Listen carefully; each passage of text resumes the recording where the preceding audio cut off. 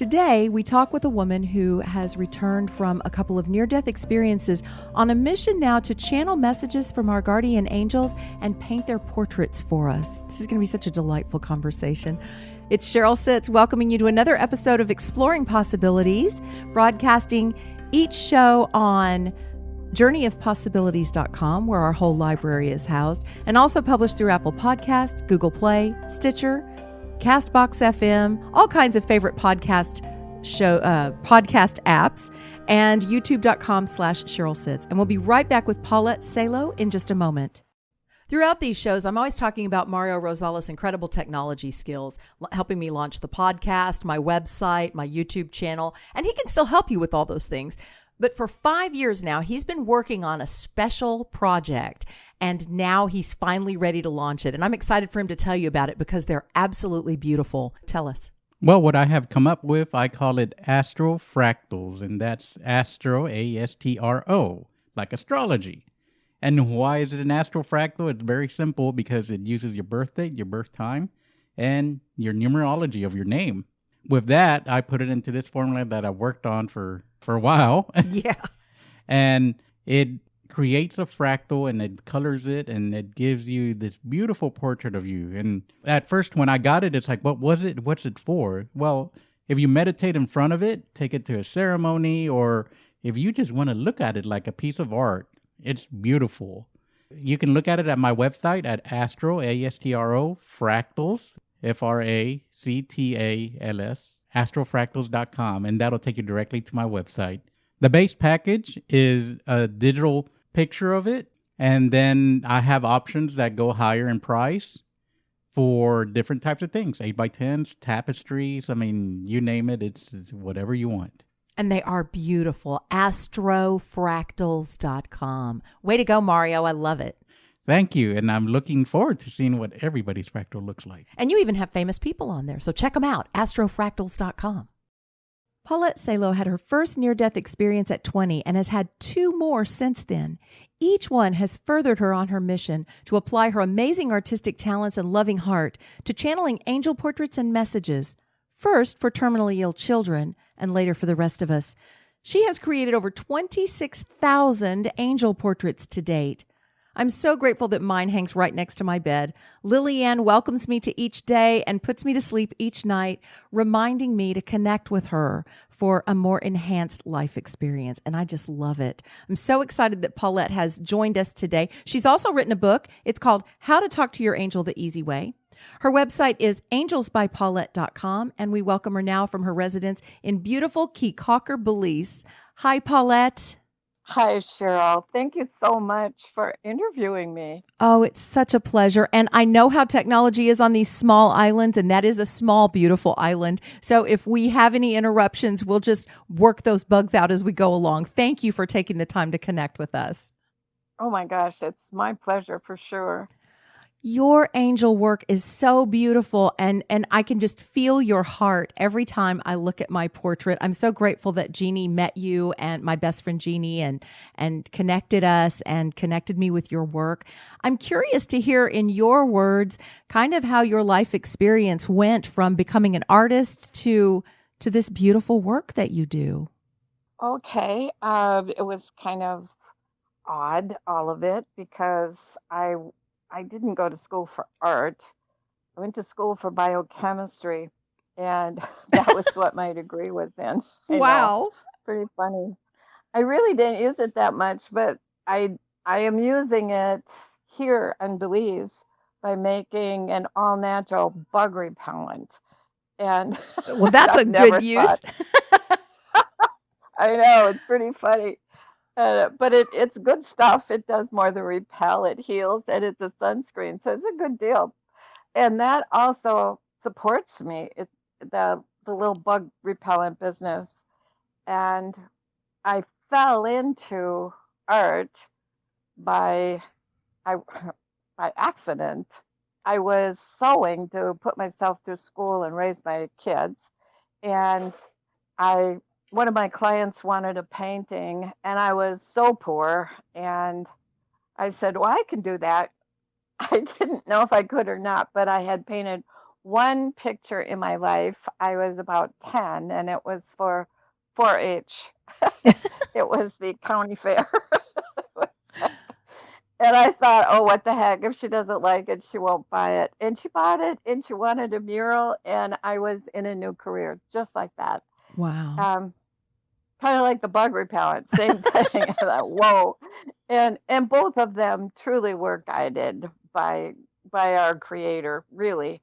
I couldn't have thought that stuff up, really, never. And I love doing the art. I thought I'd go back to chemistry, but I was making so much money by the time the kids went to school that I didn't want to do anything but what I was doing. And it was really neat because we're talking about the 60s. In a little over a year, I'm going to be 80, which is so frightening to think Wow. about. but And you have but such a young those days, spirit. yeah, right. they, they didn't have any daycare back then, and this was a wonderful thing for me to be able to do, paint and keep my kids around. And I really didn't know what that first near death experience was at 20 until right after I had my last child at 32 and 31, I forgot, something like that. And I read in the paper about near death experiences, and it was exactly what I had experienced. So from that point on, even through the next two death experiences, I kept wondering, okay, is this my mission? Because when I went down the tunnel and saw the light and met my loved ones and the angel that said I had to go back, I didn't want to go back. It was lovely there. Mm-hmm. Um, but she said, you have to go back to do your mission. And she handed me this beautiful box and said, this is your mission. You'll forget it. But you have to go back to do it. And I was arguing with her as I flew backwards. So each time, which I find is funny, I'm like, no, no, I want to stay. So I didn't really find out what it was till after the last one when I was 60, almost 60, and um, I died in the hospital in the emergency room waiting for a room in ICU from pneumonia. And that was shortly after I got out of the hospital was when my angel came and told me my mission, and that was to paint for terminally ill children. And I thought that was it. I didn't ever think I would paint for everybody, and I didn't even think I could do that. I did call the children's hospital at the University of Minnesota because I'm from Minneapolis, and went down to see them, but they said I couldn't do that because of the HIPAA law. And then I get a call the same day from a lady who wants me to paint an angel for a newborn. Well, I hadn't painted one yet, and I didn't even know if I could. And I gave her the story of the angel coming, and I thought she's going to think I'm crazy and I won't have to do it, because I wasn't sure I could. And she said, oh, yeah, that's okay. She said, my husband is the pediatric psychiatrist here, and he can get you in. I thought, okay, that's good. I can do it. And that's how I started doing it Wow. for terminally ill children. Yeah, It's God so works in beautiful. strange ways. Yes. That is amazing I how the know. doors just open. I mean, we don't even see a door there and suddenly it's open for us. Yeah, yes. And in a way, I really didn't want to paint them because back in the 60s, being a painter, you were a nasty, naughty girl if you were an artist. It wasn't a good thing. You wore Birkenstocks and you hung around with a bad crowd and that kind of thing. And I wasn't anything like that. I was just a mother of four trying to make a living.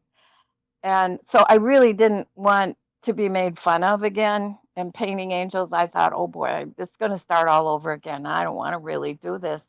But there was no stopping it because once I started painting in one Masonic Cancer Center or Children's Hospital, it just spread. Yeah. And I would go to the Mayo Clinic Cancer Camp for Kids in the summer, which was where I really honed my skill, if you want to call it that, because these little sweethearts that are so sick see their angels very, very clearly. And if I didn't do it correctly, they told me. Oh, And so, wow. yes, I had all kinds of fabulous experiences with these kids. It was wonderful. I was painting an angel in the main room, so to speak, where all the kids played. And by the way, this was a camp that Dr. Anderson, who was the chief pediatric oncologist there at that time, this is 20 years ago, and he's not there anymore, but he set this up for not just having fun for a week for the terminally ill, but, and I hate that term because some of them were not, but also for their siblings, because the kids who aren't sick go through a trauma when their Hmm. sibling is ill. So it was just a beautiful thought all the way around the whole camp and all volunteers. It was a wonderful place to be. And anyway, I was painting this portrait for this little boy, and one of the nurses came to say I should go have lunch. And I said, nah, thanks, but I'm going to finish this. And she said, whose angel is that? And I told her, and she said, I'll be right back. And she came back with a, oh, see, I can hardly say it, but pardon me if I cry, but the woman who came was mother of this little boy's best friend, and I was painting her son, the little boy that passed. And Oh, wow. it was really a turning point in my life to see that that kind of thing can happen, because this is all new to me, like it would be to anybody. Yeah. I didn't know I could talk to angels. I didn't know that I could hear them. I didn't know I could see them. Um, it's something that everybody can do. I'm not special in any way whatsoever. It's just they made it very clear that I had to do this, and I did. Not that I didn't argue quite a bit throughout the whole thing, well, well, because there were Paulette, a lot of things. I Mhm. feel like we need people like you that can show us that it's possible, that help us access that space and start to consider that maybe I can see an angel, maybe I can talk to an angel because you can do that. And that to me is just as important a part of your mission as the artwork that you generate, and just Mhm. giving us all access to that. What do you tell someone that says, well, how do I see my angel? I can't see angels. I wish I could see them. Do you have a short response for that? Oh, yeah.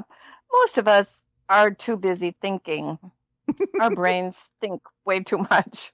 And I wish I had gone to Belize about 40 years ago. It would have been fabulous, because you learn how to not think. You learn how to just be, just be. Hmm. And you can call it meditation. I don't like that word because it makes me think like I have to do something like meditate. I don't really understand what that is, but just being who you are and being in the moment is really all you do. It is to get these thoughts out of your head. Like, it's the simple thoughts, like, I'd like to talk to my angel. I wonder how I do it. Am I doing it right? Or should I ask? Or should you get all these thoughts going through your head? I did all that too. I really did. Um, I even looked up all kinds of metaphysical people, psychics, other angel people, and tried to do what they said to do. And honestly, everybody's journey is theirs, and each one is so special. And somebody else may not hear or see their angel exactly as I do. Uh, some people have it much easier to hear them than others. Others see maybe not the angel, but they'll see colors, auras, or shapes, um, and not know what they are. I mean, nobody tells us, or they didn't me anyway. And a lot of people I meet Right. just are like me. You just don't know. Yeah. So basically, if you ask your angel, and it doesn't really matter if you have the name or not, because you got lots and lots of angels. And the more you connect with them, the more angels you have, in the thousands, literally. And granted, you do have one or some that hang out with you permanently, and you're born with them and they stay with you forever as your soul goes on and on. So, it being that everybody's different, you just say, Angel, I really want to connect with you, or I really want to hear you, or I really want to see you, and guide me, and then be quiet. And a thought will pop in your head, and it could be like way out of left field. And your reaction could be like, well, that's not right. I went through this a lot. 'Cause I'm a Taurus, and I tend to be a bit, nah, not that, and I find it a lot easier if you don't say, no, it's not that. If you go, well, that could be it, and it probably is. Mm-hmm. Anything that comes like an epiphany is them talking to you. And Yes. it's a light bulb moment kind of thing.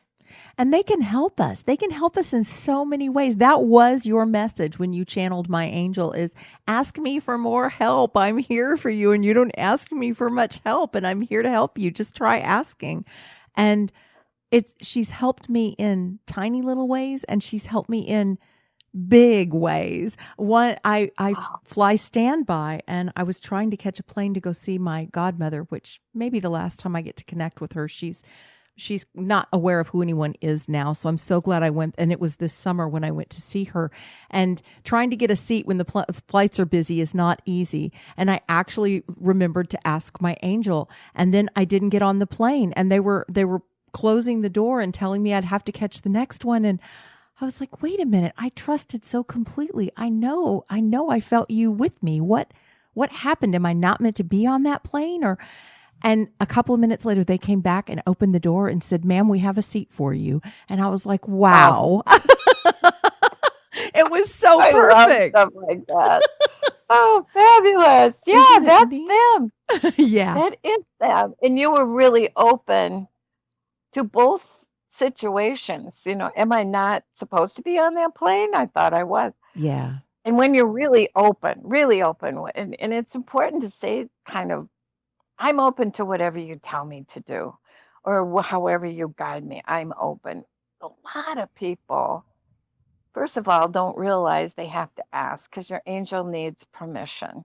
Right. And asking gives them permission. You don't literally have to say, I give you permission, but just praying or asking gives them the permission to do really miracles with you. And they Yes. do work without your permission when it's an emergency. And that's where most people are stuck. They think that angel is listening to their thoughts, which they are, and then doing what they think that angel should do. But it doesn't work like that. First of all, they need your permission. But second of all, it has to be for your highest good. And a lot of times we want things that aren't for our highest good.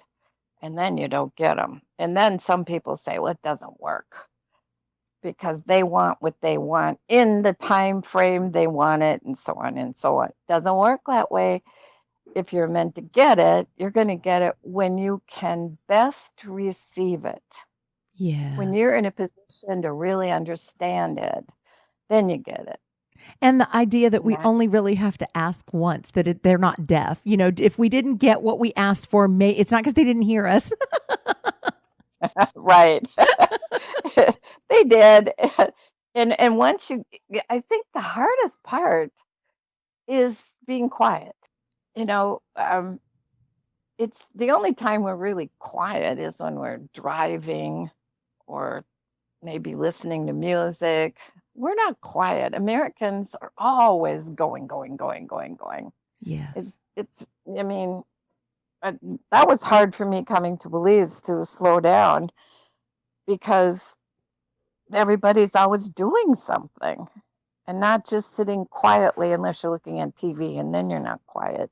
But just sitting looking at a pretty scene, or closing your eyes and listening to some of your favorite music. And we just don't take time to do that like the olden days, where they sat on the rocker and just looked out over the field and that kind of thing. We don't do that anymore, not very often anyway. You're And right. that's where you need to, that's when you really get it done.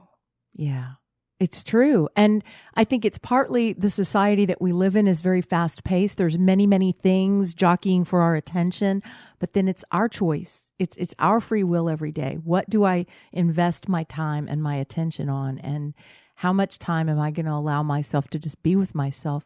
And so many people I meet say, well, if I slow down, then there's all this stuff I don't know what to do with that catches up with me. And I don't want to think those thoughts. I don't want to be with those thoughts and those feelings. And so I'd rather be busy. I mean, we'd just rather be busy because we don't know what to do with it. But that's the catch, isn't it? It's always right there when we slow down, ready for us to pay attention to it again. Absolutely. Yeah, we're going too fast. One of the things I learned here, oh, by the way, the angels sent me here. Tell This me was about not my that. choice. I was going to retire in France. That's a long way away. But um, I ended up here. They told me to come. I was grieving over my dogs. They were accidentally poisoned and they had a long, slow, horrible death. And Oh, no. I just couldn't get past it.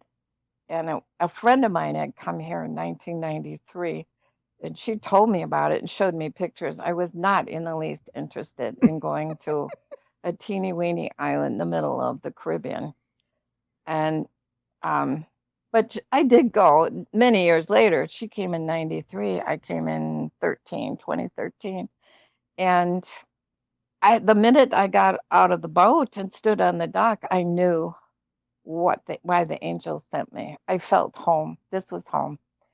And it was very, very easy to go back and sell my house. And I mean, it was just a couple months later, maybe 3, that I turned around and moved back here. And it was because I needed to do what I tell people to do, slow down and meditate. Not that I didn't do it when I did angels, but in between, life gets in the way. You get caught up in emergencies or drama or whatever that goes on in your life, and you start picking up that pace. Boom, boom, boom, boom. You got faster, bigger, better, more and more. Mm-hmm. And that here, here I met people I couldn't believe. I mean, the average salary here is $2.50 US an hour.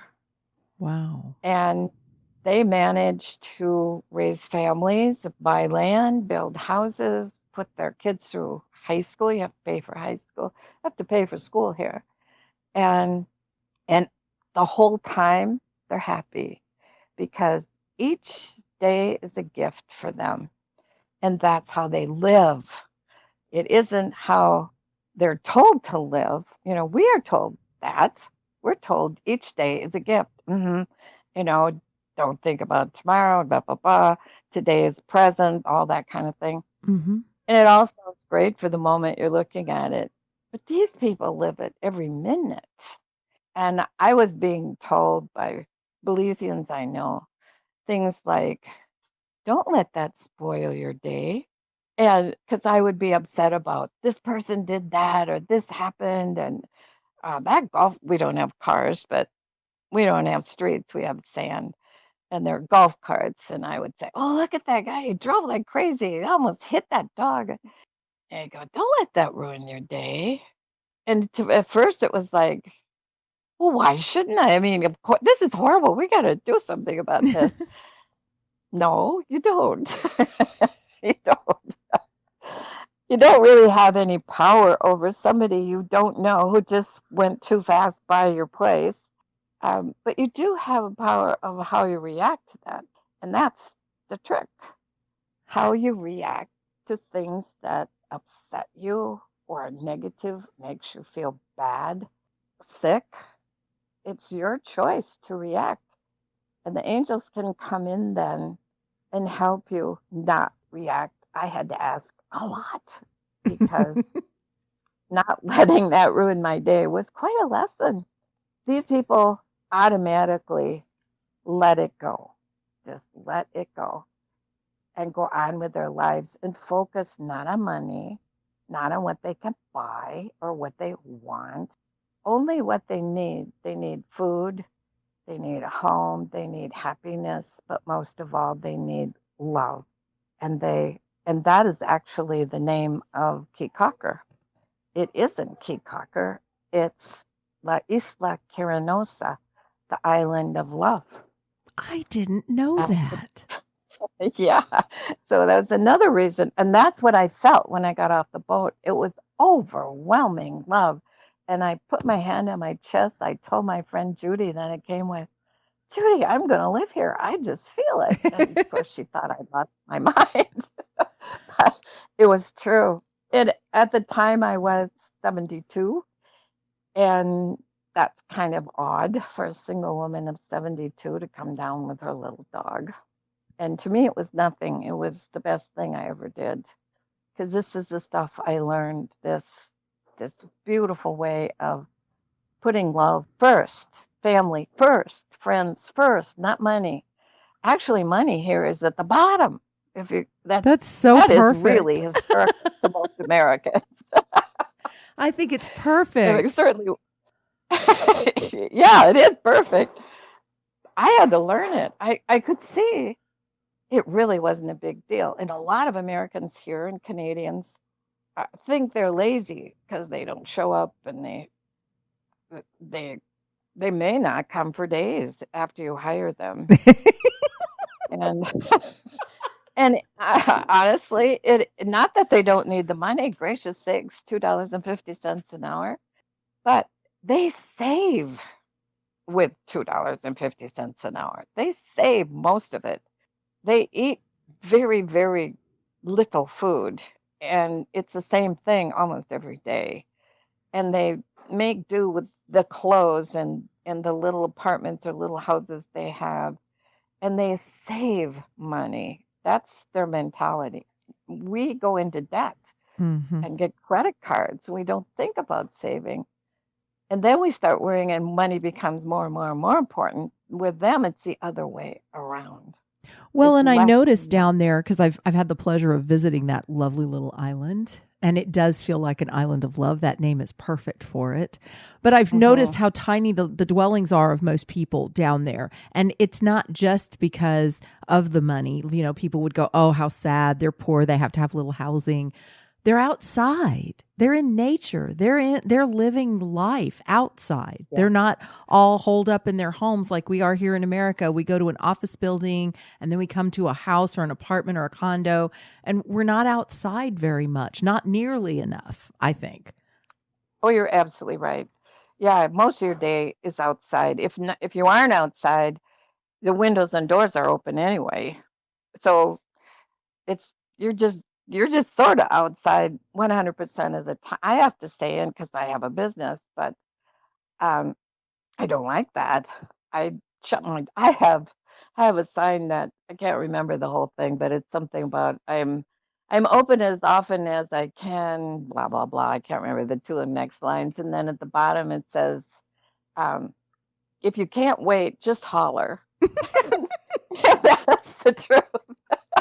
So if I get claustrophobic and I want to go to the beach, I just shut my door and put a note on. I have a sign that says, "Had to take a break. Sorry I missed you. I'll be back at," and then I tape a time to that point. I Can you love it. can you imagine that in the U.S.? Yeah, you wouldn't last very long here. I mean, Uh-uh. and as much as I believe in that way of life and love that, we even catch ourselves saying something about the small family businesses. They're like, "Okay, we're closing for a month because it's close enough to the holidays. We're out of here." And it's like, "Oh, how frustrating. We drove over here to eat and they're closed for a month." But it's really perfect, isn't it? We should all do a little bit more of that. Give ourselves some freedom. Oh gosh, yes, 100%. Many businesses close in September and October for two reasons. One, to take a break.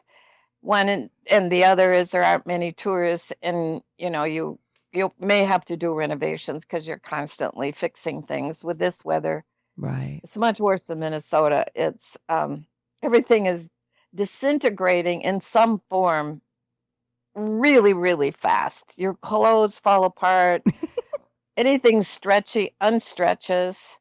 Anything sticky unsticks. Anything metal rust, even stainless. Um, so nothing lasts. Absolutely nothing. And people come from America and they go, "Oh, don't people ever paint?" I go, "They paint constantly, constantly. It just goes."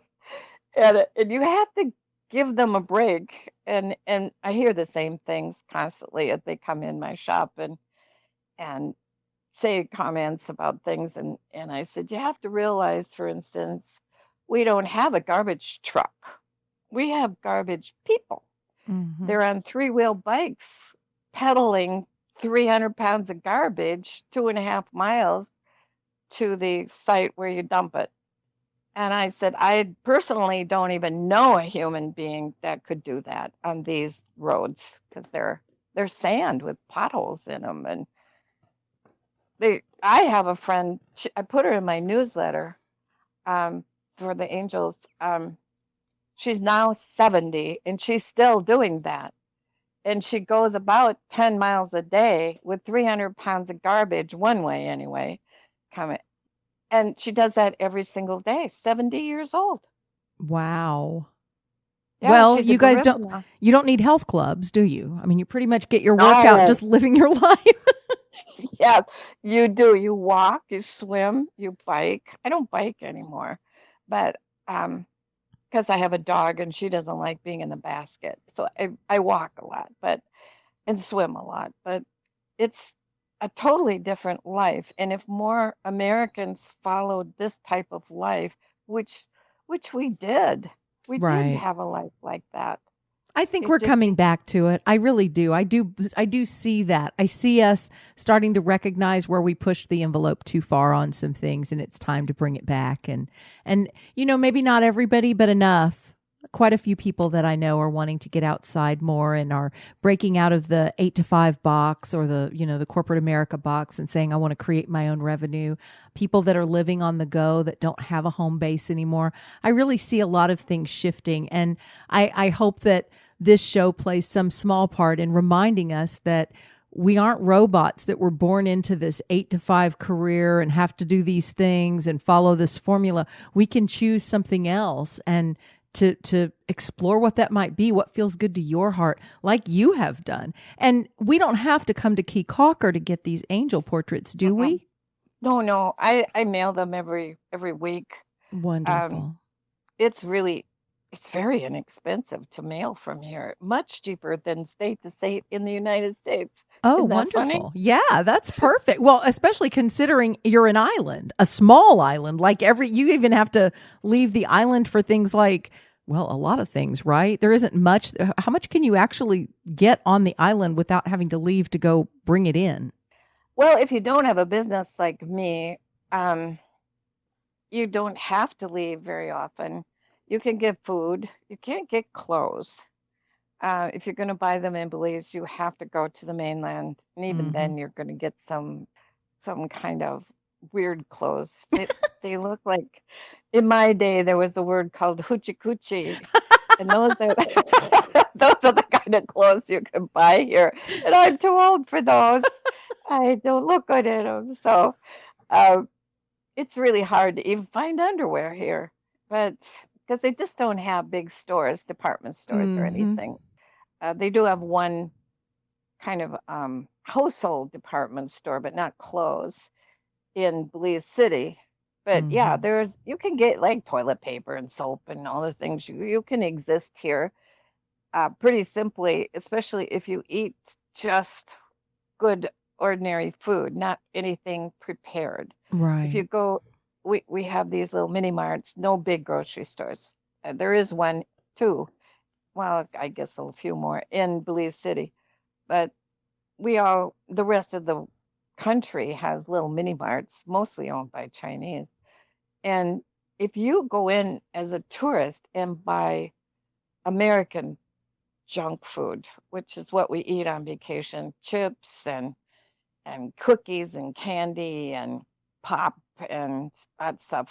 It's so old. I think it's all the rejects that are throwing out Oh, up in the States, I think, come down here. It's awful. And they're very, very expensive. oh, but the And fruit and the fresh fruit and yeah, vegetables there, oh my goodness, is so, why yeah. would you want to eat anything else? That is the best there. Well, that's what I tell people. Don't go home and eat that stuff. Don't buy it here. It's not edible, really. But the the juice and the fruit and the vegetable, carrots taste like carrots when I was a kid. They Mm-hmm. taste like real carrots. The carrots you get in the main grocery stores are bitter, and real carrots are very, very sweet Yes. and crooked. They're all crooked, and that's what we have here: sweet, crooked carrots, and you can get anything, anything, especially things really, really fresh oranges right off the trees, and pineapples and papayas Mm. and the vegetables. The things like romaine are expensive. Lettuce isn't, but romaine is. So the berries, oh boy, those are a big treat because they're very expensive because they're all shipped in. Mm-hmm. But the others, it's cheap. Fruit is cheap. Vegetables are cheap. My gosh, you can live on $10 worth of food for a week if you want to, especially if you buy the fish from the fishermen.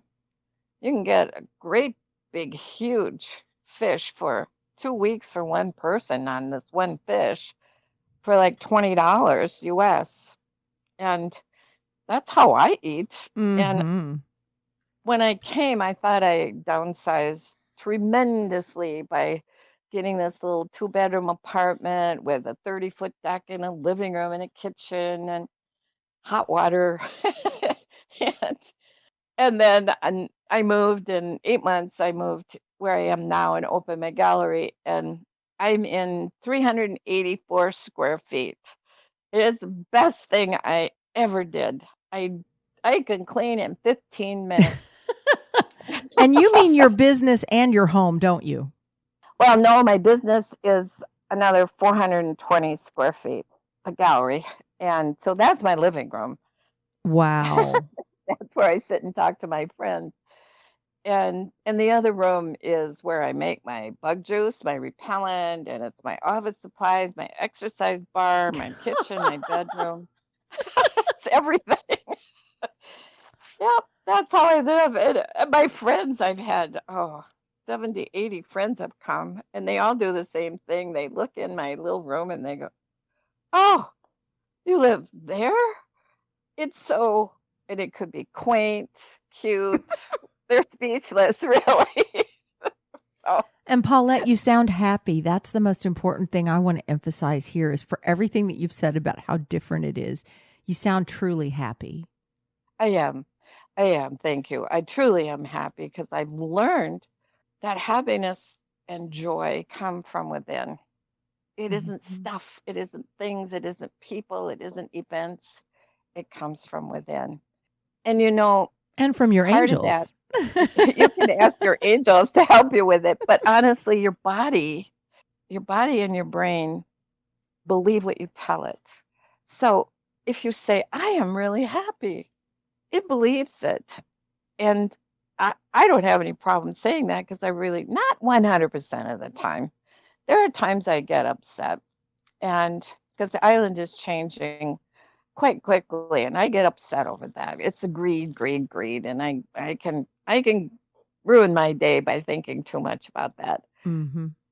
But most of the time, what makes me happy is just being able to be here where it's slowed down and love is number one and money's at the bottom. Because Mm-hmm. that money is going to come anyway. Mm-hmm. If you're doing what you really love, the money just comes. And sometimes it's not even money. I mean, to me, I think the greatest paradox of that journey for me has been, yes, we live in a culture that does require money. So I do always have enough money. But the more I let go of focusing on that and the more I started to enjoy my life, not only does the money come, but whatever we need is always there.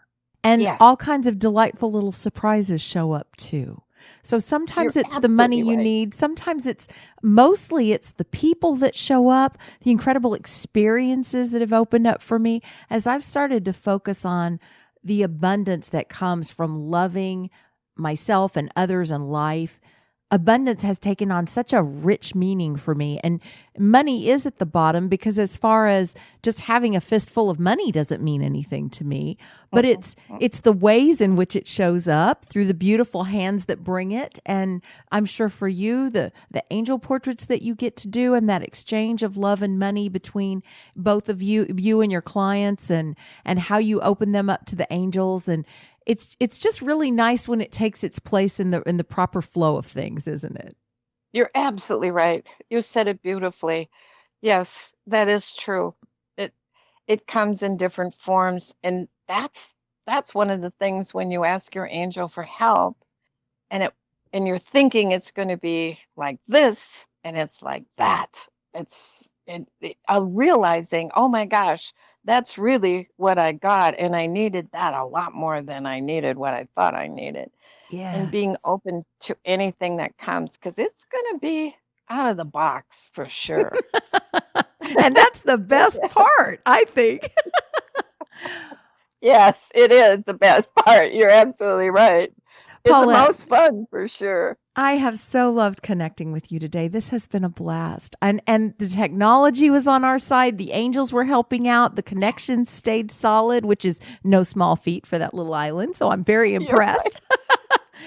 Yes, you're right.